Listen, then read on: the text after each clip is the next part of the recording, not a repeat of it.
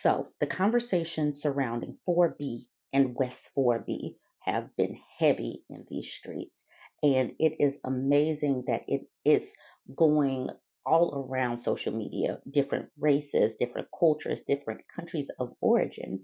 And a lot of this is grassroots. It's not just because of a leader or anything. It's not because of a particular person that's charismatic.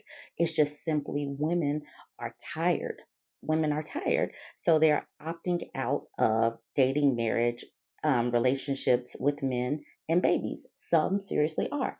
Now, keep in mind, not everybody is going to participate hardcore, and I completely understand. Some of us have already had babies, gotten married, all of that. But we do understand why other women are opting out. Now, this is a content creator, Jenny, Life Takes Two, who I follow.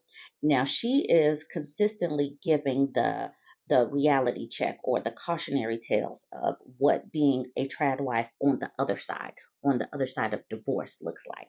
So I don't know if what she has created as far as a West 4B came from the West 4B movement, like that Supreme has created, or if she just kind of created these bullet points out of the realities that she has seen and that other women have reported on. Now, what her bullet points are like is like West 4B movement light, or what she's really doing with her little bullet points are trying to set up women who may eventually want kids. So it's not in complete alignment with the West 4B movement or the 4B movement, but what I'm showing here is that a lot of women across social media are converging on the same thing or similar topics. And it's basically to help women and girls protect themselves from what could happen and things that she has already been through, and lots of women who have been in the trad wife lifestyle have reported on. If you're in TikTok world, you need to go visit this conversation because it is so important to hear, and you need to follow her page because she talks about the traps of marriage when there's no financial support, when you get married young, when you don't have your education and all of that. So she talks a lot about that. But like I said, I'm not pushing this particular video because I believe that she's giving the same tenet as Supreme in her West 4B movement, because Supreme's West 4B movement is like no dating, no marriage, no relationships, no babies at all. Whereas Jenny seems to be like, set yourself up, be prepared just in case you do want to get married and have some babies later on down the line. However, women want to move around these things is important because some women do want to have babies, but they want this world, this country, to be a better place to actually raise kids in.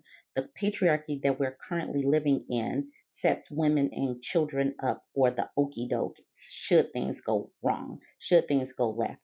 The femicide rates are out of control. The DV rates, the poverty levels are setting women up to not be able to raise their children in a conducive situation. Women need to have access to childcare, job opportunities, all of these things, health care, education for these kids. But until such time that some of these things improve, women are opting out, and these numbers need to tumble to hell. The birth rate needs to tumble to hell in order to make these men in charge pay attention to what women are asking for. Anyways, let me know what you think about how these movements are converging. It makes me happy to see that it's like not a particular leadership type of thing, but women are just like fed up and they're making their voices heard in one way or another. People have asked if it's time for a 4B movement in the West, if it's necessary, if American women are capable of establishing boundaries and keeping them, and if a 4B movement would make women's lives happier, or if it'd just be a colossal waste of time. When I first came to TikTok 3 years ago, I thought that I had the worst story of domestic violence. I thought that I had the worst ex-husband, and I thought that my divorce was the worst, and my church was the worst, and like everything was the worst. After 3 years on TikTok and hearing thousands and thousands and thousands of stories from other women, some of whom are like 1,000 times worse than what I went through. I personally think it is definitely time for a 4B movement in the West. However, I don't think that we have to embrace the same exact recipe as the Koreans with no sex, no dating, no marriage, no babies, because of 3 reasons. First of all, our intimate partner homicide rates are a lot lower than theirs. So being in a relationship isn't a risk to our life in the way that it is in South Korea. Secondly, as misogynistic as it is, the Christian religion is a little bit more female friendly than the Confucius religion. And thirdly, American women statistically have more financial autonomy and opportunity than our South Korean counterpart. So I don't think that we have to go hardcore. But here's my suggestion. I think we could change the world for ourselves and our daughters if we would focus on making sure that we are established in life before having that intimate partner and having babies, and then maintaining balance, independence, and equal partnering throughout the relationship. So no marriage before 25. Your 20s should be a time of self-discovery and making sure that you are done with your education, have started a business, are in some way pointed in the direction of an adult life.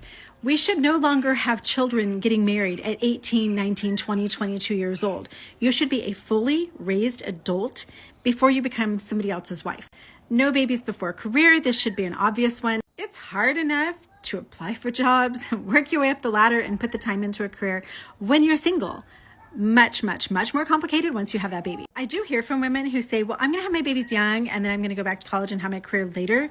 But the thing is, then you have grandbabies or you have high school kids that they need you there as much as the babies do. And you're older. So then you're competing in a job market with energetic 20 and 30-year-olds when you're 40 and 50 years old. That's not a good recipe.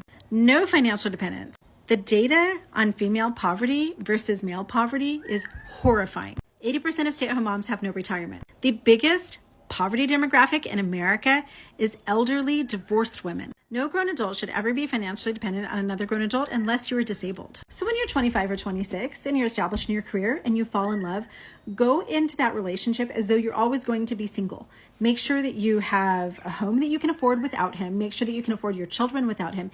And make sure that you have the retirement and the benefits and all of those things that you need just in case he disappears. With a 70% risk of marital catastrophe, that's divorce, death, disability, job loss of the primary partner, and then other things like natural disasters, pandemics. Financial dependence is the literal worst idea in the world. Number 4, no assumed domestic labor and childcare. According to data, even when both partners work, the women are still doing the vast majority of housework and taking care of the kids, even if they work the same amount or more as their male partners. I spent 24 years as a Mormon trad wife where every dish that got washed and every piece of laundry that got folded was up to me. And that cycle finally got broken when I found a partner who it is 50-50. There's no, honey, you're doing the laundry today, right? No, everything is shared. We figure out together what needs to be done, where the kids need to go, so that we both have equal time to devote to making sure that we can provide for ourselves. While I do think that it's absolutely necessary for a woman to take some maternity time off for herself so that her body can heal and she can bond with her baby, as soon as that maternity leave is over, it's time for both partners to step up and maybe you work a rotating shift. I hear from lots of women who do that. Like she works one day, he works the other day. Maybe you can take your baby to work. I have tons of friends who do that. Maybe he takes a year off. Maybe you have grandparents. Maybe there's just a really great daycare down the street. I'd love to hear what you think in the comments. Tell me what you have to add. The way women are jumping on these social media streets telling their lived experiences is wild because across country of origin, nationality, ethnicity, class, women are saying very, very similar things. This content creator, Greta, is talking about Russian men and how Russian men don't take care of their children and why Russian women don't want to have babies. And people in the comment section have like their mind is blown because so many people don't venture outside of their own homogeneous bubble to know and understand that women are going through the same thing if they are living in a patriarchy, because the patriarchy is what creates these men doing very, very similar things. It's not just your men in your bubble. No, it's men collectively, and not all men, not all men, not all men. You know, I get it, not all men, but If you're raised in a patriarchy and socialized this way, it is a vast majority of them. Russian women don't want to have kids because fathers are not responsible for their children. And most of the time, if you have kids, you're going to divorce and you're going to be the only responsible parent for your kids. Look at the divorce rates in Russia. And unfortunately, having a child in Russia, almost 80% means that you're going to become single mom, and not all women have this financial ability to raise kids alone. Russian men are doing everything possible to don't be involved with child support. They will quit their job, they'll move to another country, or do everything possible to pay extremely low amounts. Of course, there are normal families, but man raising his kids is only question to his moral code. Literally, absolutely nothing else. And family traditions in Russia are not super strong, I would say. That's why a lot of Russian women are moving to Turkey, or they prefer Caucasian husband, Korean husband, a husband where family traditions would be stronger than in Russia. The comment section was kind of funny to me. This person says, Russian men sounds like the blackest whites. Red Hazel Green says, Russian men equals black men, noted. This person says, there is a certain percentage of men in all ethnicities that fall into this category. Dysfunction does not discriminate different ethnicities and pigmentations, but all share the same issues. That's what I said, but he or she just kind of fleshed it out. But what made me chuckle was this one. You're a goddamn lie, heifer. Bone wants no part of that equation. Bookit says, I thought it was just black women. No, women globally are saying the same thing. This person says not only Russian men, men in general. This person, Summer Rain, says Russian men sound like the black American men I know. Russian men, Korean men, black men. It just seems like men in general. Please know and understand, and please just get out of your bubble, because it is men that have been raised in a patriarchy that edify men for simply existing with a peen and make women subservient simply for existing with a uterus. That is the reason why patriarchy is the way it is, and that's the reason why so many women have the exact same story. But I'll just keep on reading some of these. Russian men sound like men. Here's a thought. Stop having unprotected sex with Russian men. Just stop having sex for a little while. Let's just make these birth rates tumble to hell until we get enough people's attention that men need to participate in the household, participate in child rearing, have some emotional intelligence, become a little bit more egalitarian, where you see your woman as a partner, not a subservient bangmaid. So, yes, yeah, this sounds good. Here's a thought. Stop having unprotected sex with Russian men, but it's not just Russian men. It's not just the stop having that. We need to make a bigger statement. Let the birth rates fall to hell. And I'll end it with this one. Oh, wow, I had no idea. And this post needs to be viral. She says, oh, wow, I had no idea. That's because, like I said already, many of us exist only in our community. It is time to be more global. Find women of other cultures from other countries to follow and listen to.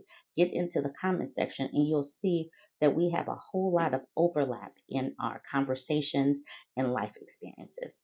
Let me know what you think of this one. Go to this woman's video if you're on TikTok. And if you're not on TikTok and you're on my YouTube channel, her video is about to follow. It makes me so happy that so many women are mentioning 4B or West 4B, just in general conversations where we're talking about the safety of women. Here's another content creator that just dropped 4B into a conversation. I made a video the other day about going to my local hardware store and a strange man touching me without consent because he liked my tattoos. Now, nowhere in this video did I mention 4B or West 4B. Didn't say if I was for the 4B movement or against it. It wasn't the point of the video. But here we are, a commenter, simply because I hashtagged 4B, this commenter decided to jump in. And I find it very interesting how impactful it is that you would come on a video that has nothing to do with 4B and everything to do with consent, and you would attack the West 4B movement. West 4B all day, every